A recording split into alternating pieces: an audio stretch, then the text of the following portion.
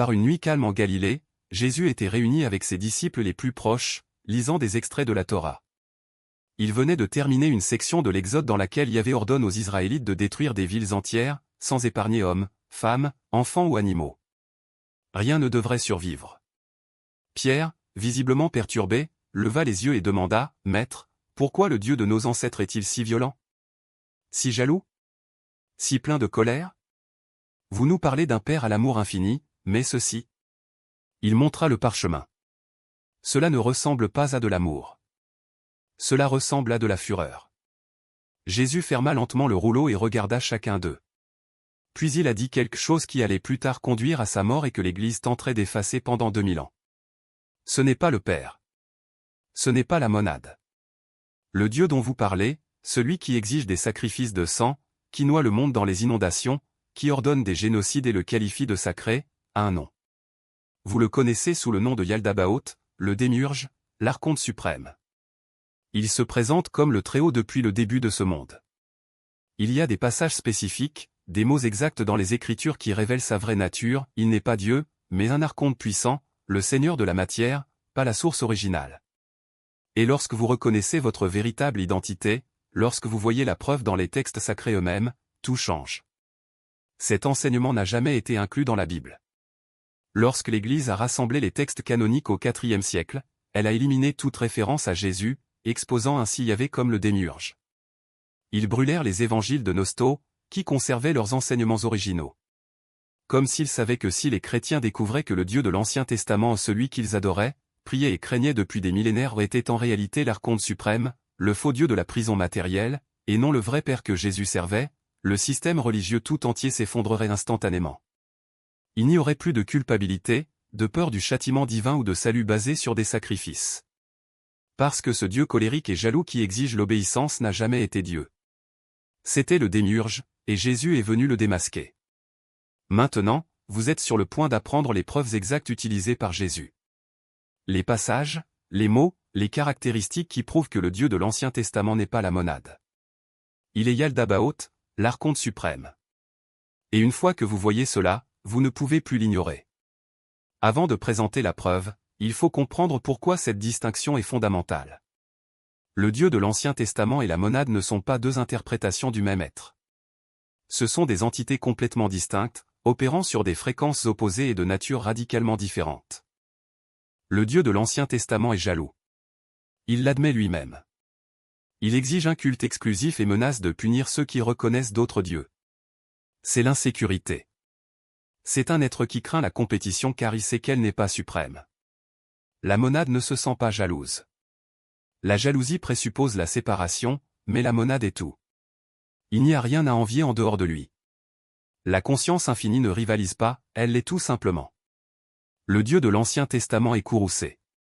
Il noie le monde, met le feu aux villes, commet un génocide. Sa violence est constante et présentée comme juste, mais la monade est au-delà de la colère et du châtiment. Il ne détruit pas ce qu'il a créé, il ne nuit pas à des fragments de lui-même.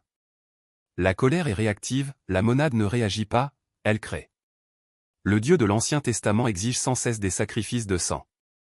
Les holocaustes, l'odeur de la chair brûlée lui plaît. Il a besoin de la mort pour être apaisé. La monade ne nécessite rien.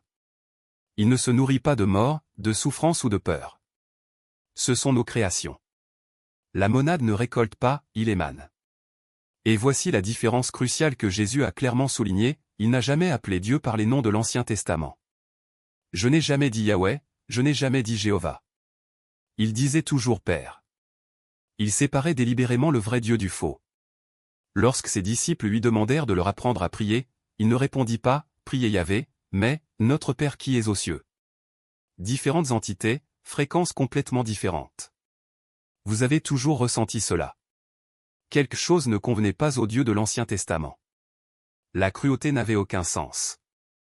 La violence, l'obsession du sang et de l'obéissance, rien de tout cela ne semblait divin. C'était un sentiment de contrôle. Sombre. Et chaque fois que vous l'avez remis en question, on vous a dit de ne pas le faire. Les voix de Dieu sont mystérieuses, répétait-il. Mais l'inconfort que vous avez ressenti ne faisait aucun doute. Ce n'était pas un manque de foi. C'était son étincelle divine reconnaissant une fréquence étrange. vous lisiez les paroles du démiurge, pas la monade. Et son cœur connaissait la différence, même si son esprit n'avait pas les mots pour l'exprimer. Seuls les pneumatiques peuvent percevoir cette contradiction. Les illiques lisent l'Ancien Testament et n'y voient aucun problème. Les médiums ressentent un malaise, mais ils ne savent pas comment l'expliquer. Mais toi, vous êtes pneumatique. Lorsque vous lisez ces passages, quelque chose en vous recule. Parce que tu ne viens pas du démiurge. Vous venez de monade et vous reconnaissez quand les gens mentent sur vos origines. Maintenant, je vais vous montrer les preuves exactes que Jésus a utilisées. 5 éléments de preuve écrits dans la Bible elle-même qui exposent le Dieu de l'Ancien Testament comme étant Yaldabaoth, le démiurge, l'archonte suprême, et non le Père. Une fois que vous les aurez vus, vous comprendrez pourquoi l'Église a essayé si fort de cacher cet enseignement. Jésus n'a pas inventé l'idée que Yahweh était le démiurge. Il révélait des connaissances anciennes, préservées par les écoles de mystère pendant des siècles. Une connaissance que les prophètes suggéraient déjà, cachée à la vue de tous dans les textes mêmes utilisés par les autorités religieuses pour contrôler les gens. Et il a identifié 5 caractéristiques spécifiques, 5 preuves irréfutables dans les Écritures qui exposent la vraie nature du Dieu de l'Ancien Testament. Ce ne sont pas des interprétations. Ce ne sont pas des métaphores. Ce sont des déclarations directes. Confession. Le démiurge se révèle à travers ses propres mots. La première preuve se trouve dans Exode, chapitre 34, verset 14. Le texte dit, « Car vous n'adorerez pas un autre Dieu, car l'Éternel, dont le nom est jaloux, est un Dieu jaloux. » Relisez-le. Dont le nom est jaloux. L'être ne se sent pas jaloux de temps en temps. La jalousie est votre identité. C'est ta nature. Et la jalousie n'est pas un attribut divin. Il s'agit d'une réaction émotionnelle enracinée dans la peur, l'insécurité et la conscience de la pénurie. Monade ne connaît pas de pénurie. La monade est infinie. Il n'y a rien à envier, car il n'y a rien de séparé. Mais le démiurge? Il est jaloux parce qu'il sait qu'il n'est pas le Très-Haut. Il sait qu'il y a quelque chose qui le dépasse, le plérôme, la plénitude, la monade. Et il craint que si les humains découvrent la vérité, ils cesseront de l'adorer. C'est pourquoi il exige une dévotion exclusive et menace de punir quiconque reconnaît d'autres dieux. Ce n'est pas de la confiance. C'est le désespoir. Et Jésus a vu cela. Disparaît. Parce qu'il n'y a rien à réparer. Vous n'êtes pas un pécheur en quête de rédemption, vous êtes une étincelle divine en quête de souvenir. Et ce souvenir n'exige pas de pénitence, seulement une reconnaissance. Le démiurge veut vous faire croire que l'amour est conditionnel. Ce salut est une récompense pour un bon comportement. Cette grâce est quelque chose qui se conquiert, se négocie, se mérite. Mais monade ne fonctionne pas comme ça. Monade ne négocie pas. Il ne négocie pas. Il est simplement, et vous êtes en lui. Il n'y a aucun mérite à accumuler, car il n'y a aucune séparation à surmonter. Ce que vous appelez péché n'est pas une offense envers un Dieu jaloux, mais un oubli temporaire de votre propre nature. Et oublier ne nécessite pas de punition, il nécessite un éveil. Jésus n'est pas venu mourir pour vos péchés. Il est venu montrer que les péchés n'étaient jamais réels. Que le sacrifice n'était pas nécessaire. Que le sang versé sur les autels n'apaisait aucun Dieu, mais alimentait une machine de contrôle. Lorsqu'il disait « Pardonnez-leur, car ils ne savent pas ce qu'ils font », il ne demandait pas pitié pour les ignorants, il révélait la racine du problème, l'ignorance. Pas de mal, pas de rébellion, mais le simple fait de ne pas savoir qui ils étaient réellement. Et c'est pourquoi le démiurge craint tant la connaissance. Parce que la connaissance dissout la peur.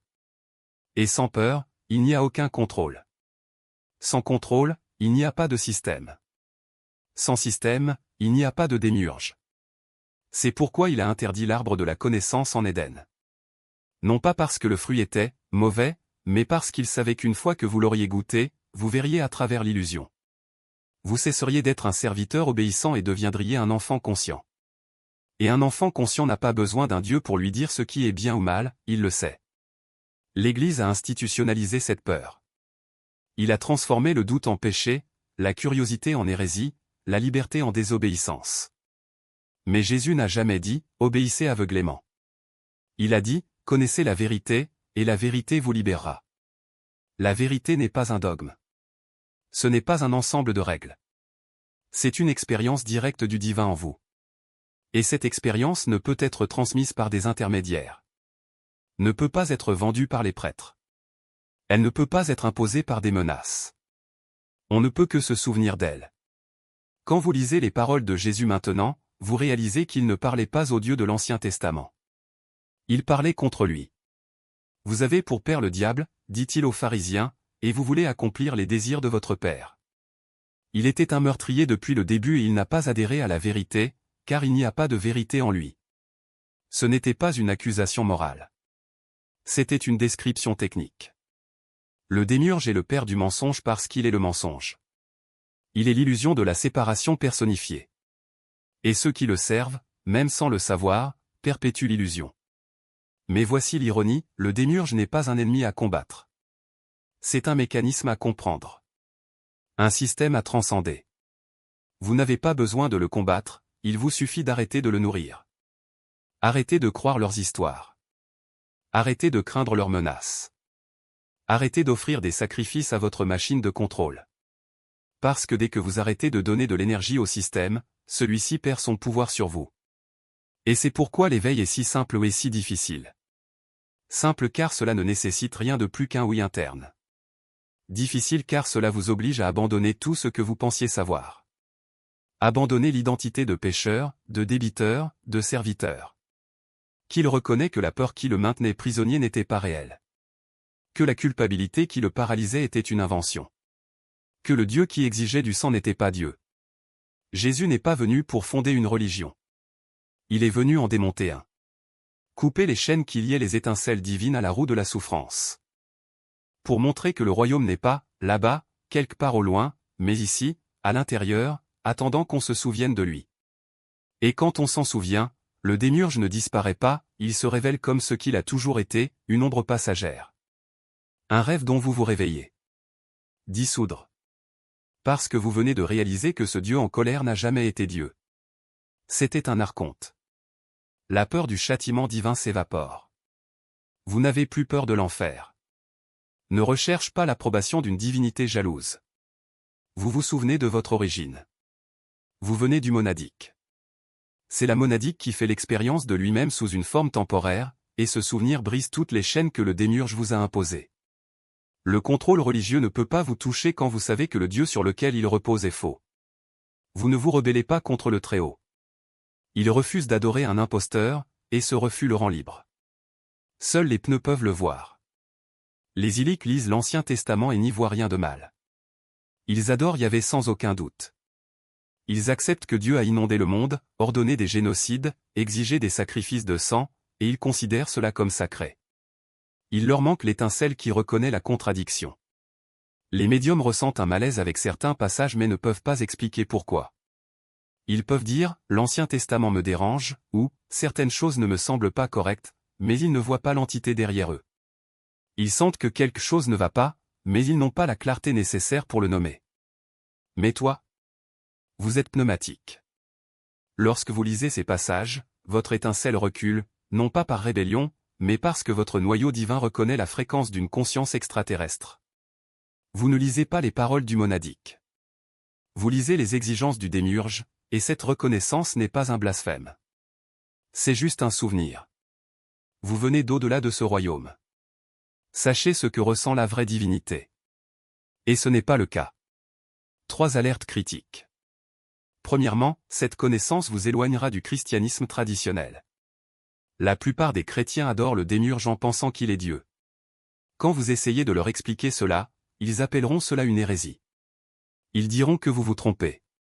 Ils vous citeront des écritures, sans se rendre compte que ces mêmes écritures ont été écrites par le système que vous exposez. N'imposez cet enseignement à personne. Ils trouvent ceux qui sont prêts. Deuxièmement, reconnaître le démiurge ne signifie pas rejeter la Bible entière. Les enseignements de Jésus sont toujours là. Le sermon sur la montagne. Aimez vos ennemis. Le royaume de Dieu est en vous. Ce sont des enseignements monadiques intégrés dans un texte démiurgique. Vous les lisez maintenant en sachant que Jésus a révélé le Père contre le faux Dieu. Et troisièmement, le démiurge est toujours le dirigeant de ce royaume matériel. Le reconnaître ne supprime pas son influence sur les gouvernements, les religions, les systèmes économiques et toutes les structures de contrôle de ce monde.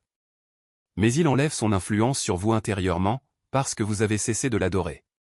Il cessa de lui donner son énergie, sa peur, son obéissance.